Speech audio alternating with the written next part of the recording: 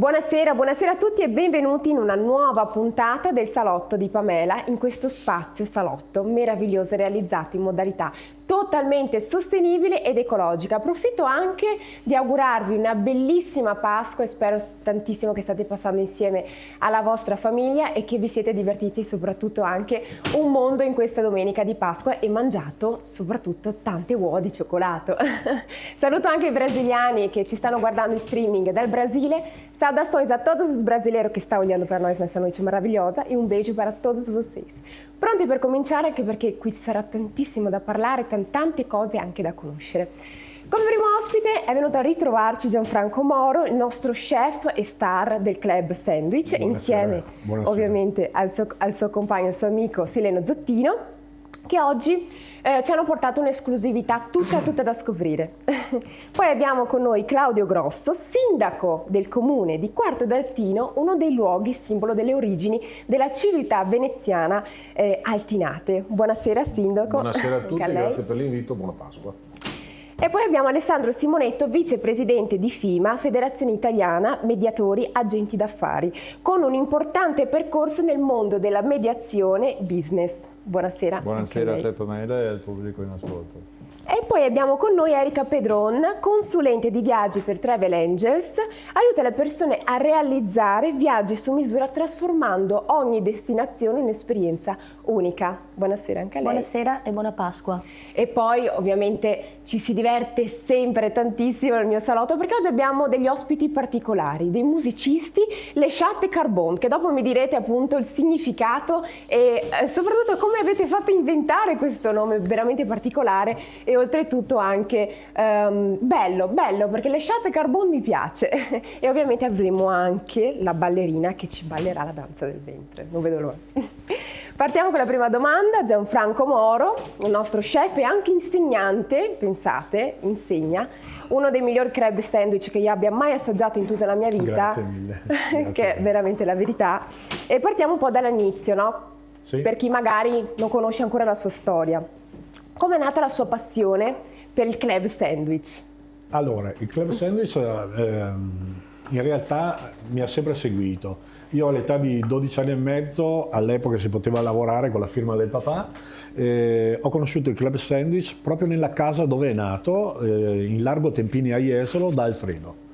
Da lì poi è partito un grande progetto che tuttora sto portando avanti, si chiama Contest, il miglior club sandwich del litorale e del Doge, e quindi quest'anno saremo ancora per la 7ª edizione a Jesolo, per scoprire chi anche quest'anno si è messo in gioco con il miglior club. Saremo l'8 e il 9 di giugno a Caorle per trovare il miglior club sandwich del Doge di Caorle. Fantastico. E poi il 29 di giugno saremo a Bibbione e chiudiamo tutta questa parte del nostro mare per poi arrivare il prossimo anno e andiamo a chiudere anche con Chioggia. Beh, cucina lei il club, giusto? Fa tutto... Io faccio il giudice sensoriale, in questo caso ok, assieme ad altri perfetto. ad altri 85 colleghi che hanno fatto un corso di enogastronomia dal dottor Mario Pegoraro, dove viene insegnato come riconoscere il club sandwich del Doge, che è stato da poco nominato come prodotto PAT, quindi un prodotto riconosciuto dal Ministero delle Agricolture Forestale come piatto tipico regionale e da oggi anche italiano. È che il club sandwich sembra semplice guardarlo farlo, no? Sembra semplice crearlo, Sì. ma in realtà ci sono delle regole. Qual è il segreto per farlo perfetto, se si può dire? Perché... Allora, la prima regola è dobbiamo farlo con amore. Quando tu hai messo l'amore riesci a fare un grande club Questo sandwich. già mi piace. E qui abbiamo il nostro sindaco che di amore ne ha messo tanto in un contest che abbiamo fatto ecco. a Musile di Piave. E... Ci ho messo tanto amore, sì. Oggi abbiamo un club sandwich speciale, un club sandwich dedicato alla tua trasmissione. Sì. E è un club sandwich che parla anche un po' di te. Ho anche dei mi pepi piace. particolari all'interno delle mie salse e poi lo scopriremo assieme. Non Sono ti do curiosa ancora la adesso. ricetta. Assolutamente. Veramente grazie, non vedo l'ora allora, perché ho visto un po' di ingredienti Sì. e quindi dopo tra un pochino allora lo scopriremo. Non vedo l'ora. Grazie Gianfranco. Passiamo la parola a Claudio Grosso, come avevo detto prima, sindaco del comune di Quarto d'Altino, uno dei luoghi simbolo che comunque ha delle origini della civiltà veneziana altinate. È un piacere averla qui con noi. Il piacere è tutto mio, grazie. Iniziamo un po' parlando del vostro territorio, no? Quarto d'Altino ha una storia molto molto importante. Cosa significa oggi per la vostra comunità? Beh, il fatto, allora, la questione della storia è fondamentale anche per una questione di radici. E avere Altino, che è una frazione di Quarto d'Altino, all'interno del contesto del territorio di Quarto, per noi è un privilegio, un vanto, un orgoglio, un'opportunità. E purtroppo per quello che è stato fino a questo momento Quarto d'Altino, che viene sì ricordata per la presenza di Altino, insomma, ricordiamo che la nascita è intorno al 450 a.C., poi è diventato municipio intorno all'80 a.C. e ci sono tutti i reperti storici, ci hanno fatto il Museo Nazionale Archeologico, un'opera stupenda. Sì. E ci sono ancora degli scavi aperti che io fondamentalmente ho sempre cercato in questi 10 anni di mandato, che sono al secondo mandato, di sollecitare lo scavo, perché abbiamo bisogno, come il Club Sandwich, con amore, la questione dell'aspetto sensoriale. Cioè la gente ha bisogno di vedere, di toccare i reperti e purtroppo gli scavi in questo momento sono un po' fermi rispetto a quando ancora io andavo a scuola alle medie, quindi pensate quanti anni fa. Fortunatamente negli ultimi tempi, parlo negli ultimi 2 anni, finalmente hanno iniziato come su mia richiesta a scavare, quindi adesso c'è la possibilità di vedere gli scavi aperti, hanno trovato delle cloache, delle fognature e questa è una gran cosa. Che poi il museo, piuttosto che la città di Altino, faccia da richiamo per Quarto d'Altino, purtroppo ancora no. Noi abbiamo circa 200, prima del Covid erano 220.000 presenze l'anno, adesso stiamo risalendo, siamo intorno ai 190.000 presenze l'anno, che però purtroppo vengono fagocitate dalla mitica Venezia. Certo. La gente viene, purtroppo dorme e l'obiettivo, il lavoro che stiamo facendo proprio negli ultimi anni è quello di trattenerli. Dopo, se volete, affrontiamo ancora di più l'argomento, ma ritornando alla domanda iniziale, chiaramente Quarto d'Altino, già il fatto che ci sia Altino dentro, per noi è un'opportunità. Dopodiché, se volete, sviluppiamo ancora l'argomento. E cosa possono vedere i visitatori quando arrivano a Quarto d'Altino? Tipo quando vengono per la prima volta, no? Allora, ed è questo il lavoro che è stato fatto in questo frangente temporale degli ultimi 10 anni.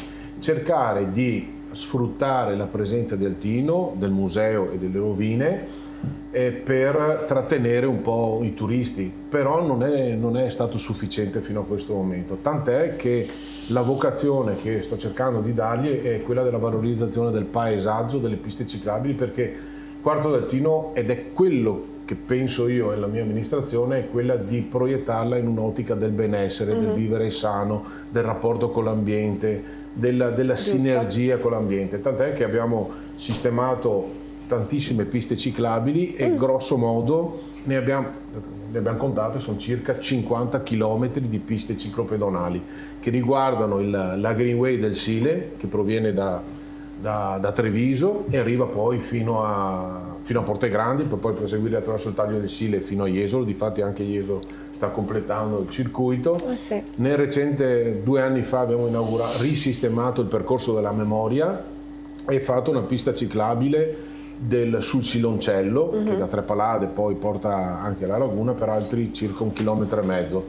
E in totale adesso abbiamo un bel circuito che si può partire dal centro di Quarto d'Altino, quindi il visitatore non soltanto ha in mente Venezia, o potrebbe non avere soltanto in mente Venezia, bensì tutto il territorio sinergico da vivere sia sotto il profilo dell'ambiente, delle passeggiate, ma anche sotto il profilo enogastronomico. E poi abbiamo tante altre iniziative che ogni mese, perché mi sono fatto fare un escursus, perché Cioè la gente un po' parla tanto perché, Ma tanto sì, perché ma devi parleranno dire sempre. le sue. Certo. Però noi per ogni mese abbiamo più eventi, quindi abbiamo coperto tutto l'anno con iniziative. Bene, sì. E per amore del Club Sandwich, adesso chiamerò il mio amico Gianfranco, Assolutamente. già mi prenoto Per fare la super gara? Per fare la super gara. Io ho già sarò la vostra partecipato- velina allora, ho già- magari farò la presentatrice lì. Molto Assolutamente. volentieri, lui mi conosce, insomma ormai sono già 2 edizioni, sto cercando di risalire le No. classifiche. E dopo qual è il segreto per un buon club sandwich? Metterci dentro tutti gli ingredienti. Questo sì, più ci sono ingredienti più diventa buono. Prima regola. Perché io essendo un po' in ritardo qualcuno l'ho lasciato fuori, però essendo una buona forchetta stava bene tutto. Ma Ecco. soprattutto è stato il taglio di Taglio, precisione dopo che se lo abbiamo vuoi fatto. raccontare, Poi lo perché ci raccontiamo. facciamo sì. due risate. Esatto, bravo. Grazie Sindaco, grazie mille. Conosciamo anche Alessandro Simonetto, vicepresidente della FIMA, Federazione Italiana Mediatori e Agenti d'Affari. Questa diciamo è un po' una scoperta per me, perché io proprio questo mondo qua diciamo ero un po' più indietro, quindi vorrei conoscerla proprio insieme a lei. Per fortuna c'è lei oggi con noi per raccontarci ancora di più di come soprattutto è diventato vicepresidente FIMA, no? Certo. E ci parli anche del suo percorso, della sua esperienza imprenditoriale in diversi settori, no? Allora, è abbastanza complesso perché l'argomento è vasto, visto che l'incarico è a livello nazionale. Io sono vicepresidente nazionale di FIMA Italia, con commercio e imprese per l'Italia, e mi occupo di turismo e internazionalizzazione. E sono anche presidente provinciale di Venezia, della provincia di Venezia e anche di Rovigo, e per una serie di motivi sono isolano, abito e lavoro e vivo a Jesolo, quindi bene. il tema Compaesano, allora. esatto, il tema dell'immobiliare e del turismo è di casa per quanto mi riguarda, perché c'è Certo. tutto un tema dietro, nel senso che l'asset che il sindaco di Quarto mi ha dato è importantissimo, cioè nel senso fare accoglienza, la cultura del turismo è la cultura dell'accoglienza, non ci sono altre soluzioni, e le questioni di riuscire a costruire un connubio tra il passato, il presente e il futuro non è semplice. Parlare degli scavi di Altino, che sono, diciamo così, non è poca roba, è tanta roba, visto che sono abituato a girare per Roma, per Firenze ed altre realtà. Certo. Abbiamo il paese più bello del mondo, però bisogna anche ricordarsi che l'economia, almeno a livello provinciale, per quello che riguarda l'extraverghiero, perché rappresento questo, i famosi appartamenti, case vacanze e tutte queste cose qua, gira attorno a un asset importantissimo che si chiama Venezia. Quindi noi siamo molto conosciuti non solo in Italia ma anche a livello internazionale, proprio per le realtà che sono collegate a Venezia. Diciamo così, nella mia competenza mi occupo di quello che è proprio tutto quello che può essere gestito dall'overtourism anche a tutta una serie di realtà che vengono collegate alle locazioni brevi e a tutto quello che può essere lo studentato e tutte le problematiche che magari il sindaco conosce meglio di me quando si trova in certi contesti di città che deve gestire tutta una serie di fasce di categorie che hanno necessità socio-economiche abbastanza importanti.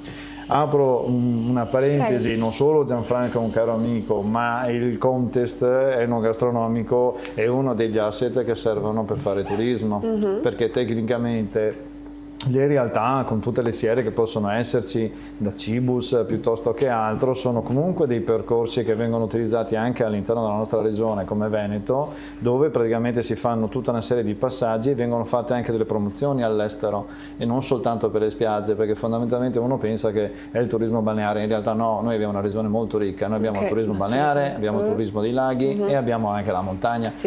Ricordo tutti Veneto a tutto. Ricordo tutti di Milano Cortina, non è un caso che qualcuno è venuto a fare le Olimpiadi dalle nostre parti, quindi il contesto immobiliare gestito dalle agenzie immobiliari turistiche è quello che in questa fase magari vedo di rappresentare in maniera un po' più completa. Il tema è anche un altro, è un ragionamento che va a 360 gradi, perché all'interno della mia categoria ci sono anche gli intermediari merceologici, mediatori creditizi e finanziari, in teoria tutto quel mondo che serve per l'intermediazione, dal signore che arriva la farina per il molino, per il panificio, ci siamo dietro noi, a quelli che, tra virgolette, materie prime di vario tipo, e poi ci sono anche quelli che fanno le prime e le seconde case e tutto il contesto della gestione dell'accoglienza. Poi se vogliamo parlare di turismo internazionale, posso dirvi che abbiamo un problema dal punto di vista tecnico, e bene le iniziative come il sindaco di Quarto, perché do una notizia: solo il 13%, diciamo così, di tutto quello che è il volume delle persone che vengono giù a vedere l'Italia vanno a vedere le cose. Cosa sto dicendo? 13% del territorio base Italia. Certo. Quindi c'è veramente tanta roba, realtà collegate in un sistema, diciamo così, di comunicazione come Quarto, fino anche a Portogruaro, tutte quelle realtà che a volte sono minori, ma per un'experience da un punto di vista di un turista internazionale, non è che Quarto Latino non è Venezia, è Venezia. Per la realtà anche logistica, uno pensa, sai, sei a mezz'ora, a un'ora, un'ora e mezza, non è vero. Verona è Venezia, anche se sei a 2 ore da Jesolo, per capire. Quindi è veramente un sistema paese che deve essere concertato. Quando si parla di turismo si parla veramente di flussi economici che devono interessare tutta la filiera attorno, e qui parlo da Confcommercio, si può dire, certo, e crea quel vincolo che a mio avviso è anche un patto sociale tra le realtà di vicinato, quella che è l'amministrazione del momento, e in più la cittadinanza, che deve avere una qualità della vita a mio avviso sempre più elevata. Noi abbiamo gli esempi di City Life, abbiamo l'esempio di Jesolo, che la chiamano la Miami dell'Alto Adriatico. Bravissimo, infatti lo stavo Però per dire. io direi che il connubio deve esserci sempre tra, intanto, rispetto dei residenti, che sono quelli che fanno l'ossatura della città, perché tutto il resto è un contorno importantissimo, ma è di passaggio, mentre il residente è quello che la vive, che la mantiene e sopporta sì, anche diverso. tutta una serie di E problemi. lei che vive appunto nella zona di Jesolo e gira anche moltissimo, come mi stava dicendo, qual è il miglior investimento secondo che si potrebbe fare magari quando una persona vorrebbe prendere un alloggio turistico, magari investire su un appartamento? Secondo lei sempre rimanere sulla zona di Jesolo? Allora, qui mi tiro le ire di Caorle, di Bibbione sicuramente, di Chioggia, Sottomarina, Rosolina, e arriverò fino a Lignano, perché visto che rappresento tutti a livello nazionale, anche certo, a Grado a momenti potrei arrivare. Io da Jesolano, mi dispiace, sono di parte, parlo solo di casa mia e dico che siamo in numeri 1, ma non per questioni che sia vero o no, però mi sentirei in difetto di dire altro, perché se vogliamo paragonare altre realtà ci facciamo del male, perché tutta la penisola è bellissima. Certo, una cosa posso dire in maniera serena e anche documentata, che chi fa un investimento su Jesolo, magari la seconda casa, a mio avviso ha una tutela maggiore rispetto che ad altre realtà. Quindi cosa vuol dire? Che se ci sono delle turbulenze socio-economiche che possono creare delle discrepanze dal punto di vista economico sugli investimenti patrimonializzati, che potrebbero essere quello del mattone, Jesolo ti dà una certa garanzia che quantomeno non scendi sotto un trend negativo, ma rimani stabile, certo, e forse riesci a guadagnare. Altre realtà hanno subito dei discussioni che magari qualcuno pensava una cosa, però entriamo nel campo delle seconde case, quindi sono investimenti dove non è un bisogno primario, è comunque una tutela di un risparmio che viene da tutta una serie di attività che può essere interessante. Diverso invece il fatto se fosse prima casa. Poi adesso prima stanno casa. anche costruendo quelle 2 torri di Qui viene da lontano, sì, qua viene come se il sindaco qua, perché davanti vedi. qua viene da lontano la realtà, che è stata una scommessa. Anche qui bisogna ringraziare sempre gli amministratori del momento, perché certo, se trovi l'amministratore che è illuminato, c'è un futuro davanti, a differenza, diciamo, della ricerca del consenso immediato, va bene? Se invece trovi qualcos'altro ti trovi dei problemi, ma che poi dopo cadono addosso anche ai cittadini, per quello che parlo che l'ossatura è la città. Ad esempio un'altra città è Noventa, grazie a un polo commerciale. Sì, perché c'è l'outlet, no? Si è creato, Noventa vende Venezia. Se non ci fosse stato quel tipo di sistema logistico e anche di spazio, non avrebbe avuto quello che ha, perché fino a ieri poteva essere destinato a diventare, non dico una frazione di Sandonà, ma in realtà oggi ha una certa capacità economica che prima non c'era. Cosa sto dicendo? Infatti, sì, Che il turismo, se gestito bene, per quello che mi rifaccio, Quarto ha una fortuna, ha una storicità, mentre noi abbiamo semplicemente noi abbiamo la cultura dell'accoglienza e della gestione turistica anche in senso massivo. Quarto invece può spezzare l'offerta e creare una serie di realtà, come Quarto lo può fare anche Portogruaro, non è che Portogruaro sia tanto da meno, sì. Quindi sono tutte realtà che possono essere messe insieme. Siamo molto ricchi, il nostro petrolio secondo me è, se scaviamo, parlava di scavi il sindaco prima, c'è il rischio che tiriamo su tanta di quella roba che in giro per il mondo ve lo lo garantisco, soprattutto nel mondo anglofono, se una semplice stele può essere considerata patrimonio, che ne so, di quella nazione, noi abbiamo l'imbarazzo della scelta di cosa fare e cosa non fare. Anzi, tante volte in certe parti d'Italia copri che è meglio, se no è un problema. Esatto. Accadeva. Esatto, perché quando vai magari... Perché se venite giù a Roma e vedete la metro C, altro che Indiana Jones, là c'è di tutto, c'è da farsi del male alla metro C a Roma, ogni metro c'è La un stagione problema. qui da noi diventa impossibile. Per quello mi sono fatta la patente della moto, perché sennò è impossibile, passare per Jesolo è... Sì, purtroppo ci sono dei flussi, ma qui insomma i sindaci attorno alla cintura jesolana sanno dell'autostrada del mare, sanno insomma tante altre cose. Venezia siamo proprio il più bel paese che esiste. Posso dirlo in maniera serena, se non ci fosse Venezia non vivremo per spillover tutto quello che c'è attorno a noi, parliamoci chiaro. Riteniamoci fortunati per chi vive Io in direi Veneto, di sì, allora. dovremmo essere molto più consapevoli di cosa abbiamo vicino che in bravissimo. realtà, perché c'è gente che arriva dall'altra parte del mondo per venire a vedere Venezia e non ha paura a pagare anche un ticket, al di là di tutti i ragionamenti. È vero. Ve lo garantisco, non ci sono problemi di pagare anche un ticket. È vero, sono d'accordo con lei. Grazie Prego. mille, vicepresidente FIMA. Allora, Alessandro Simonetto. Ed ora conosciamo Erika Pedron, consulente di viaggi per Travel Angels. Aiuta le persone a realizzare viaggi su misura, trasformando ogni destinazione in un'esperienza unica. Buonasera nuovamente, Buonasera. signora Erika, la ringrazio di essere qui con noi in questa serata di Pasqua. Allora, signora Erika, come nasce la sua passione per i viaggi e come è diventata consulente? Allora, la mia attività di consulente di viaggi nasce appunto da un percorso coerente con quelle che da sempre sono state le mie passioni per i viaggi e anche per le lingue. Infatti ho una formazione turistica e linguistica, sono perito tecnico per il turismo, accompagnatrice turistica e laureata in lingue. Le mie due lingue principali sono spagnolo e inglese. Nel 2017 decido di mettermi in gioco completamente e inizio a lavorare come consulente di viaggi online. E questa è stata una scelta molto importante per me perché mi ha permesso di unire quelle che sono sempre state appunto le mie passioni e le mie competenze e mi ha dato la possibilità di instaurare e di costruire anche un rapporto autentico con i viaggiatori, con i miei clienti, basato sulla fiducia. Dico questo perché pur essendo un'attività online, e questo significa che il mio computer è il mio ufficio, non manca però l'aspetto umano e soprattutto per quanto riguarda le persone territorialmente più distanti con le quali è più facile vedersi tramite videochiamata, mail o messaggi. Ad ogni modo, se e quando ne ho la possibilità, cerco sempre di incontrarli anche personalmente, questo proprio per dare ancora più una mano, no? Un aiuto. Esatto, un aiuto a questo rapporto di fiducia. Dal 2023 faccio parte di Travel Angels, appunto, una realtà che ha sede a Udine. E mi supporta soprattutto per quanto riguarda il back office.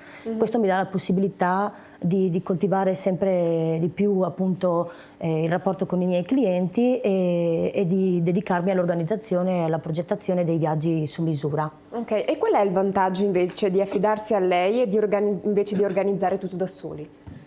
Questa è una bellissima domanda, soprattutto anche alla luce dell'ultimo mese di contesto geopolitico. Sì.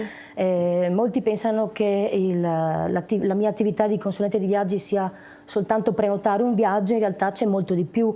Certo, l'aspetto tecnico è importante perché conoscere la destinazione, le date, il periodo, il budget, che non significa mettere le mani in tasca alle persone, ma è necessario per proporre un viaggio, una proposta appunto mirata e realistica.